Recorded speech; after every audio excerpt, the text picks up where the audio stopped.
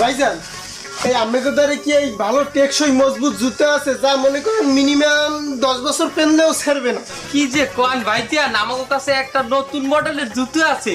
জুতার নামই হইলি যে কি তো জানি বাবু, সেলফ ডিফেন্স, মানে আত্মরক্ষা জুতা।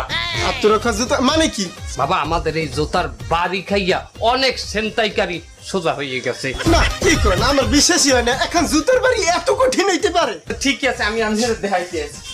মামু এই যে সেলফ ডিফেন্স জুতাটা না, হ্যাঁ হ্যাঁ,